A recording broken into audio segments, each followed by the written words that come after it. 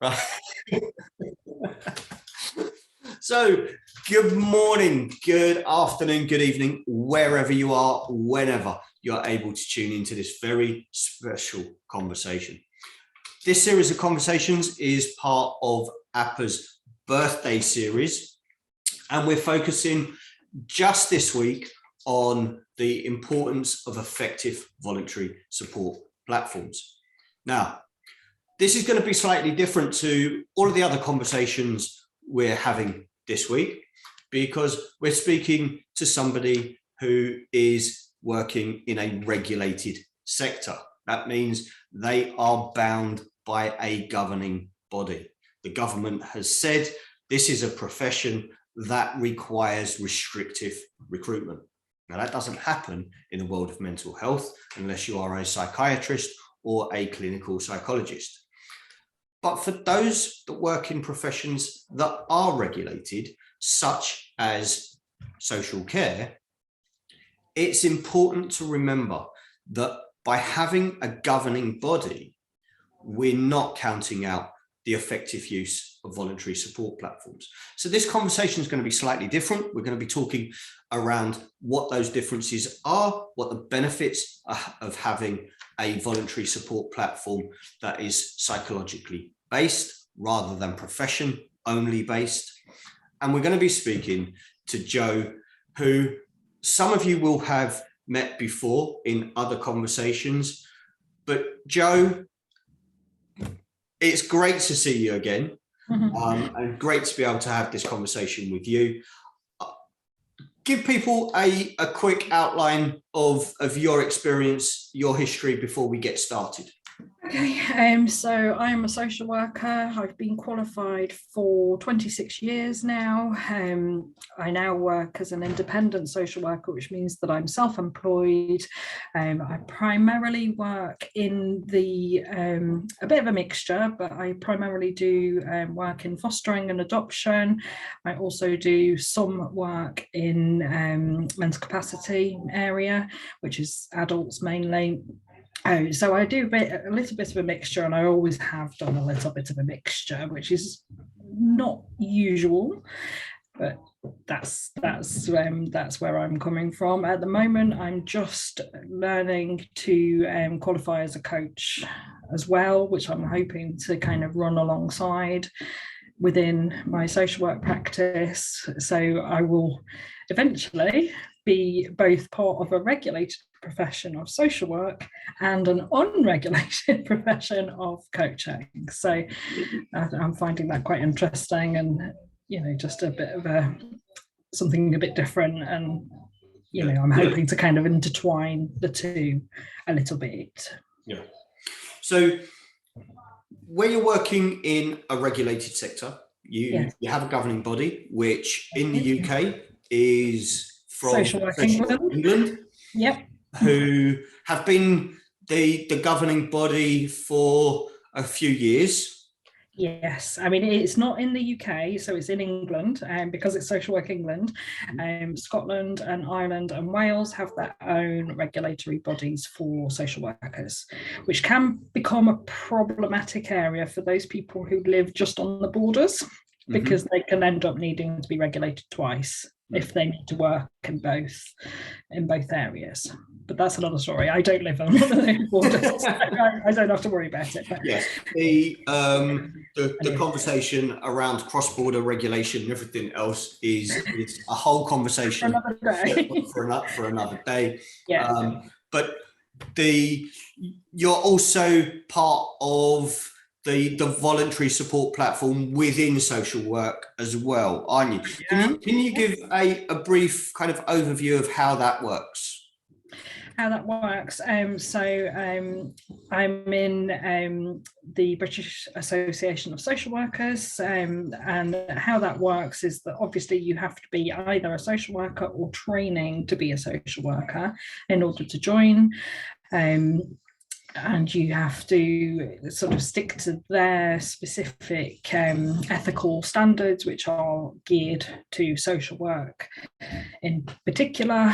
So there are things around justice and ethical practice, those kind of things. so that focus is useful because obviously they put on training events that you can access. They provide specific support, especially if you're employed. So they provide specific support to people who are employed who might be facing particular difficulties with their employer. They have a union arm, so you can be a member of that union if you wish to. And obviously they have a very specific focus on social work issues, whereas the likes of the bigger unions that might cover otherwise, like Unison, for example, they have a much wider remit across different professions. They have various things that are really useful. They have local branches. One of them, I'm chair of that branch. So that's like a networking opportunity really for social workers to talk to each other and to support each other and to be, to do some learning or whatever they might need to get out of that. So there's lots of things, but they're very specific to social work. Yeah, and that really provides a kind of a framework around the regulation that is in place and sanctioned by the UK government. Yeah. Yes, indeed. I'm going to close my window because somebody's decided to start drilling outside. So while you're taking care of the window, when we consider the work of social care and the interactions that you're having, yes, you've got the regulatory support, yes, you've got the voluntary support, yes, but you've also chosen to have APA as part of your support layering. yes. Why, if with the two support systems you've already got in place, why did you choose to take on, if you like, a third layer? Okay.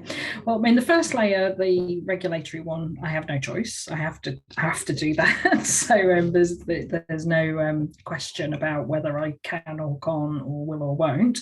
If I don't, then I can't work. And it would be unlawful for me to work. I would say for that particular organisation on the whole, I mean, it's relatively new because it used to be HCPC not that long ago, and before that it was something else. So I've seen it move through 3 different regulatory bodies. So far, I wouldn't say there's been any support has really originated from that regulatory body. I think the onus is really on them to make sure that we as social workers are functioning in the way that we should be. So it feels more like a monitoring body or like a place for somebody to take concerns if they were having any. So it doesn't really seem, I don't think it fits in the same category as the other 2. And then I suppose the reason why I feel it's important to have the third, if you like, to have APA as well as BASFA is around the different focus, so the ability to kind of network across different professions and have a growing understanding of those different professions and how they interrelate with some of the things that I do and some of the difficulties that I might face in my work, either personally or professionally. So it gives me access to a whole bunch of other professionals from a different perspective that I can learn from. So, the coaches and the therapists and the psychologists and the animal behavior people and all sorts of people working across all kinds of different arenas. And I think that just really spoke to me. That's the only way I can think of to put it was just that was something very different than I'd seen elsewhere. And I did a little bit of research, as I do with anything, before I join it. Yeah. So, I did a little bit of research, and what I found was that I looked at things like the policies and the sort of what's that word, like the commitment to changing things for the better, and some of the plans around linking different professionals and having a sort of a kind of care for the people that are doing the work, ethos, those kind of things, which I think it was unusual. I think it still is unusual. Maybe completely the only place really that is doing that. So I think there were things that I could get through that membership that weren't available anywhere else.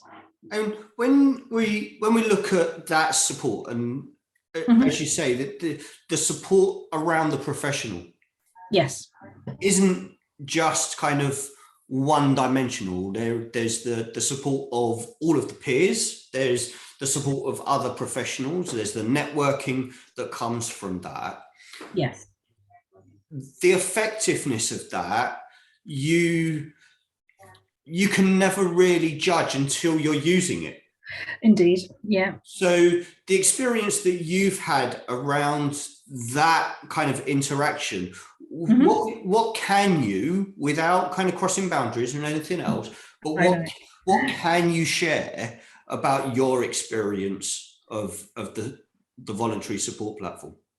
I suppose, really just that there's a feeling that I could come to that platform with any issue, whatever it was, and that I would be assisted no matter what that issue was, and that there would be a element of understanding and appreciation of the impact on me as an individual of that particular issue, that there's opportunity for somebody completely independent to look at all of the information that I can provide and analyse that separately. So whilst I might have a particular view in mind, it means that somebody else outside of just me on my own is going to look at those issues, whatever they might be, and give a independent view of what the meaning of that is, what options there might be for me to act on that information, and just that sense of being supported to do so, I think is really key. And I would say I've used that a number of times over the last couple of years, for various different reasons. Mostly we might call organisational issues, I suppose, with some of the organisations that I've worked with primarily.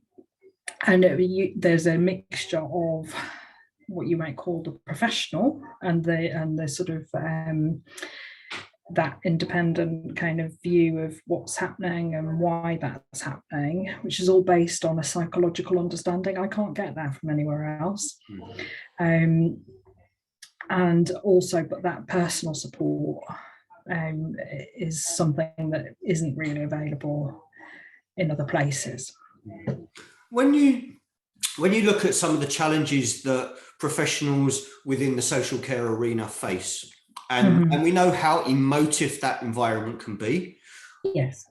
And I think most people would have an expectation of how painful that emotional environment can be and how explosive it can be for anyone that is in that environment. There is a kind of an urgency sometimes to getting that support, isn't there? Yes, yeah. So obviously you want something that's responsive and that comes promptly when you ask for it, rather than sitting around in somebody's inbox for weeks on end. If you kind of need it, you sort of need it like now. Yeah. And actually that's something that APRA has always been very good at doing, is really quickly responding to those requests for assistance. Do you think that as the world of social care is evolving, and we've seen in recent weeks the kind of more and more serious case reviews being launched because of tragedy, and it almost feels to those outside the world of social care that those kind of public reports are almost now a regular occurrence. It almost kind of feels as though the system isn't working because, or it can't be working because we're having all of this come through. But we're in this is a regulated sector. Surely this shouldn't be happening on this, and therefore there's a breakdown. Do you think that sometimes the presentation of that environment has been led by misunderstanding, that the psychology of that environment is just missing from that presentation? I think it can be. I think there are times when it isn't missing and times when it is very missing, and in particular media portrayal of social work in particular is problematic, to say the least. And sometimes there's never, obviously you can't tell the whole story, can you? And I suppose that's something that would happen regardless, really. But I think sometimes there's not really the feet on the ground, really. So that it starts with not having enough people to do what's necessary to be done. That's the start of it. And then the next layer on top of that is, because of the pressure that those people are under, they're then not able to function as fully as they perhaps would if they were properly supported. So there's all sorts of factors, I think, that kind of feed into it. But there is a bit of a misunderstanding of the impact of psychology and how that interrelates to people's behaviour, how that can repeat itself if not resolved. Those kind of issues, I suppose, we've seen time and time again. And then quite frequently in the serious case reviews, they will talk about not enough joined up thinking, not enough joined up talking, not enough cross-professional, cross-service interaction, where issues perhaps could have been picked up if there was that cross I want to call it cross-contamination, but that's not the right almost cross communication, I suppose. Does it, and for to kind of drill down, it almost seems, and the experience over the last kind of, I'd say, sort of 30 years of serious case reviews, it's almost a case of copy and paste. Oh yeah, sure. in the outcomes, right? Yes. And we talk about cross-discipline engagement, and we know that the MASH system, and for those that aren't aware of the phrase MASH, it stands for, Joe? Multi-agency support hub. Amazing, isn't it? The word support sits in there, yet over and over again, serious case reviews are going, you've got all of these multi-agencies, but where's the support across it? And it sometimes feels as though we're saying, let's be aware of this. Well, we can be aware that crossing the road is dangerous if we don't work properly at crossing the road, right? Yeah. But you can be aware all day long. If you don't do something about that awareness, you're still going to get run over by a bus, right? And I think the awareness has been spoken about so often, that, and nothing's really kind of moved into kind of action from awareness, that we get these repeat conversations. Indeed, yeah. Do you feel that the support platforms challenge that often enough? And do you think that that psychological engagement is something that is sometimes one of the missing building blocks? It is definitely one of the missing building blocks, yeah, without a shadow of a doubt. And it's kind of like asking somebody who was homeless to sort of think about where they might, what their bed is like or something. You're kind of putting the wrong thing first.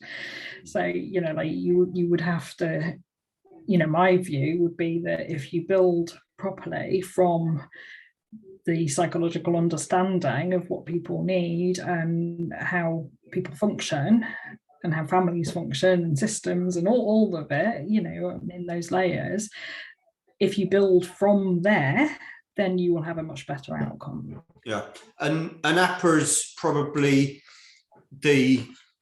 certainly within the UK, as we understand it, and if someone has kind of got an alternative view on this, by all means get in touch, let's have that conversation. But as far as we're aware, APRA is the only mental health organisation, and certainly the only accreditation service that has engaged in what that framework for social care looks like, to build that psychological action, to kind of have that bridge in place. Yes. Do you think, I'm not aware of anywhere else that has?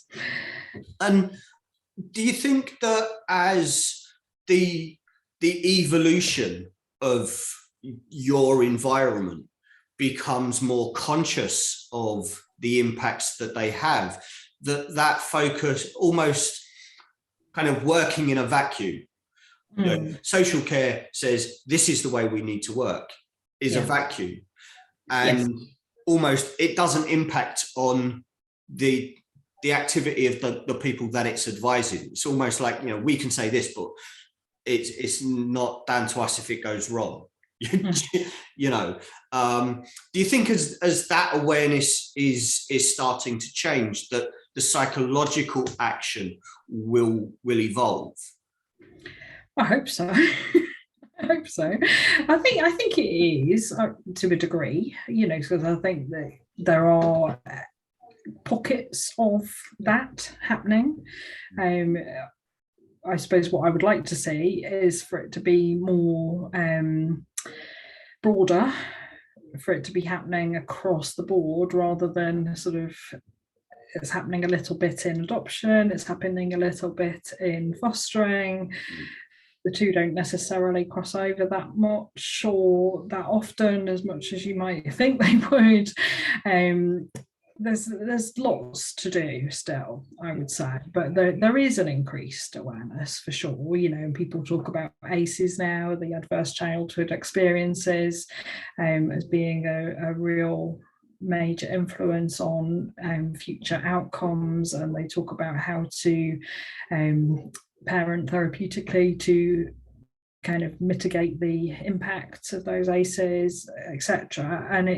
And there's a much more awareness of the trauma of separation from birth families. No matter how abusive they might be, there's still a trauma attached to the separation. So it's there's a much better understanding in some areas, but then that same understanding then isn't always applied in other places. So I mean, the example that springs to mind is older adults who are placed in care homes, because that's what they physically perhaps need, but the understanding of the psychological impact of moving a person from their home to a care home, and then potentially isolating them more from their family because of COVID, etc., and whatever rules might be in place for that, hasn't really been considered in the way that it probably should be, in my view.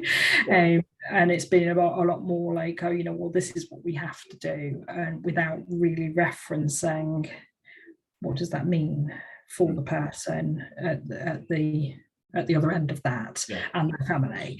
So it's like, whereas I think we've got some development in some areas, particularly children's services, not so much elsewhere, which is where it's really missing. And we need to really look at things like the prison population, and things like the older adults who need care, disabled people. There's a whole rafts of and it is that understanding of the whole populace that has connection to the social care arena, rather than the fragmented kind of silos within it. And I think the APA framework that's already been delivered to ministerial levels, both in Edinburgh and in London, kind of allows for a solution framework with all of the safeguards and without crossing any of the legal kind of frameworks that are already in place. But one of the things that I wanted to pick up on what you said before is the support that you have when there is an issue for a professional. And one of the things that APA launched that not that long ago, bear in mind this is our 3rd birthday, we haven't had decades to kind of get to grips with what's going on in the realities, but the creation of the external complaint notification is something that is truly unique in any of the kind of voluntary support platforms. But what's your experience of that support system? That support system has been kind of vital. It's been so useful to have that independent look at what I'm raising as an issue, and just that help to raise it in the right ways and at the right place, and then deal with the impacts of it afterwards. So inevitably, like as a social worker, I've raised issues and difficult issues, ethical stuff for years. That's part of what I'm kind of duty bound to do, really. So sometimes that might involve, I don't know, like a report to Ofsted or a report to the CQC, or writing to some other professional body and saying I have concerns about such and such professional, or there's all sorts of things that it could potentially be and has been. And I suppose the difference with having your external notification procedure is that I've got a place to help me make sure that I frame that in the right way, and also to support me when there is a backlash, which quite often there would be. So sometimes if you raise an issue about an organisation that you're working for or with, they don't really like it, and they might start to behave towards you in ways that aren't very helpful, and that can be quite stressful and challenging personally. And so that having that kind of both professional and personal support is something that I can't really get anywhere else. Do you think that for professionals that are coming into the social care arena, there's almost a kind of an isolation in the way that the current system operates that is counterbalanced with the experience that you've had with APA? I think there is a lot of isolation because it's very because it's a difficult job, and it's a incredibly busy and stressful and responsible job, no matter what you are. If you could be a social worker or you could be something else. I don't think it really matters. I think the principles are the same, that you're going to be under a lot of pressure, and you're going to feel the stress sometimes. So I suppose what can very quickly happen, especially when you're newly in that environment, is that very quickly you lose sight of the bigger picture and anything else that might be going on outside of your particular area or your particular workplace. And then you can start to feel very trapped and kind of stuck.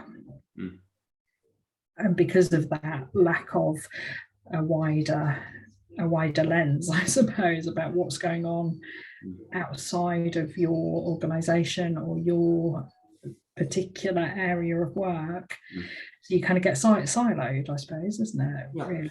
And I think, one of the things that I know Siobhan, who is with clients at the moment, would be kind of yelling in my ear. If we had the gallery upstairs, and I'm hearing from our directors upstairs. In that situation, I can see Siobhan wanting to express how psychology impacts every single one of us. Yes. And we all have our own reaction and responses to the mental pressures that the world exerts on us. Yes. And the kind of phrase, one in four people are negatively affected by mental health. That's kind of counting, people out. That if you were to say that about physical health, people would say you're bonkers for even contemplating that only 1 in 4 are affected by physical, because it's a constant, isn't it? Yes. So when you are looking at the pressure points that are exerted on professionals in social care, the psychological kind of outcomes for that can, in my mind, and Siobhan would say, it kind of explains why the burnout rate is so high. Of course it does, yeah, and why retention is so poor, and absolutely it does, because it's obvious, isn't it? That there's very little opportunity for those people to be supported in the way that they probably need to be in order to do that work that they're doing, which is where APA kind of gives a helping hand, I suppose, isn't it? And that to us, and Siobhan will be saying, is if you don't have that support on the psychological side when you're under pressure, then you are ultimately going to negatively impact on the work that you do. Oh, for sure, yeah. You're not going to you're not going to be able to manage it. So you won't be as effective as you normally are. You will miss things, you will do things wrong, you will be off sick, etc. and so forth. So there are loads of impacts on it. And then I suppose also there's that thing about being self-aware that maybe isn't taught to people in the way that it perhaps should be, and that's a key cornerstone for you as an organization, is about having and developing that self-awareness, because it's like key to knowing when you need that assistance and accepting that it's fine to need it, and that's a human thing. And I suppose I would argue that 1 in 4 is not 1 in 4, it's 4 in 4, because even if you don't necessarily have what you might term a mental illness or a mental health problem, or however you want to term it, if you don't have something diagnosed or diagnosable, that doesn't mean that you're not impacted by mental health, because we're all impacted by mental health. And even if you wanted to just narrow it down to the people who have a diagnosable condition of some sort, that even then there is still an impact. Like, lots of the people that I work with have a diagnosable condition or a diagnosed condition, and that means that it has an influence on the way that I can work with them, or not, and how effective that's going to be. You might have I don't know, a member of your family or your friends or whoever, your children or whatever in your own life who become unwell psychologically for whatever reason, and some of that is based on trauma as well. Quite a lot of it is based on trauma, and quite often it's overlooked that professionals that are working with those that are experiencing psychological or emotional challenges, that's going to have an impact on their psychological and emotional well-being. It absolutely does, because it's like you can't just soak up everybody's kind of pain and difficulty or difficult circumstances or whatever they might be in. You can't soak all of that up and expect it not to touch you, because if it doesn't touch you, you're probably not doing it right, to be honest. You've got to be there, haven't you? You've got to be present as a individual in order to help those people to fulfill their potential. And that's something you can't really do if you're not supported yourself, because you're not going to be able to maintain that.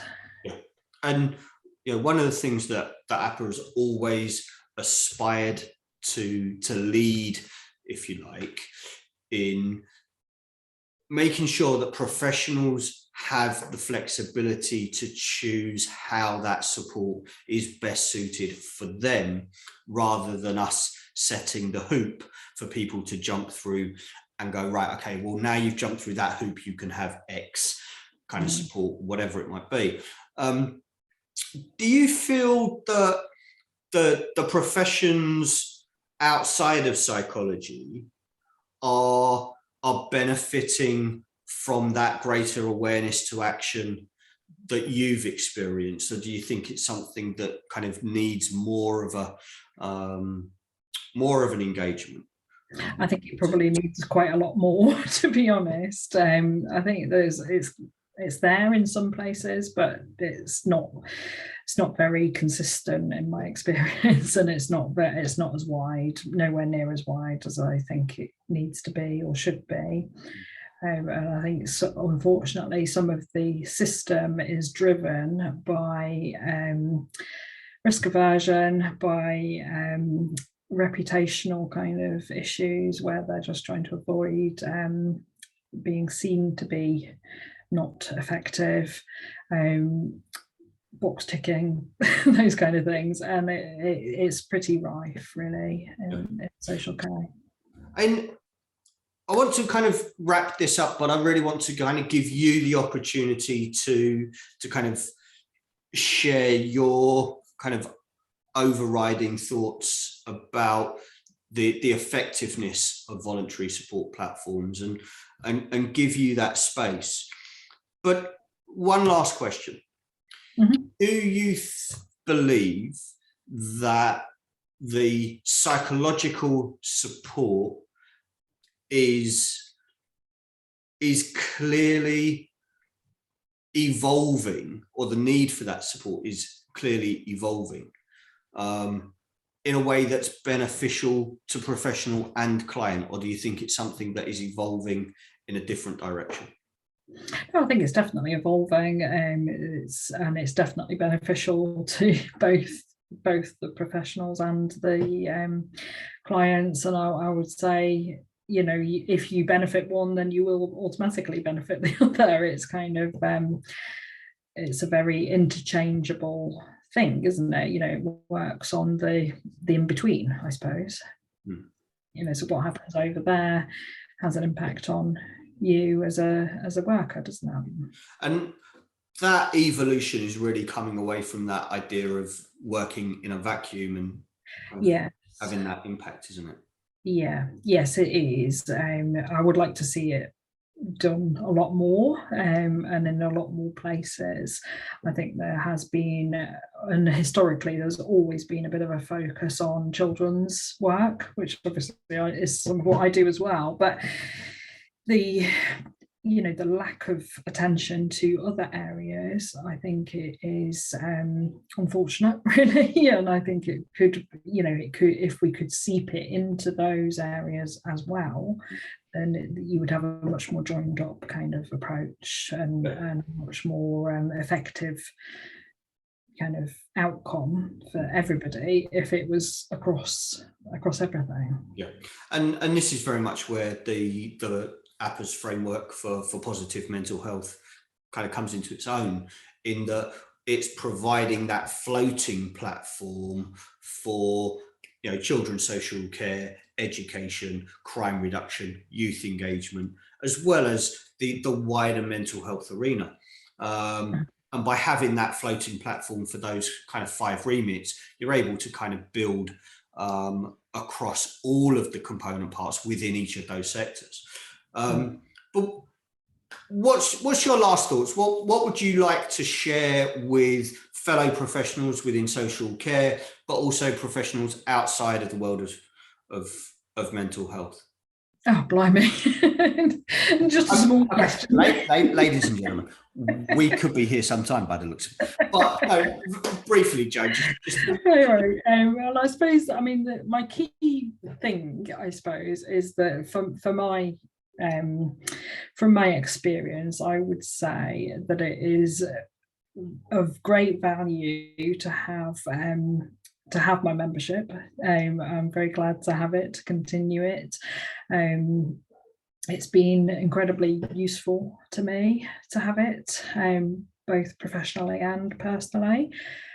So I want to thank you for creating it and having that sort of vision, I suppose, to put those things in place that were missing anywhere else.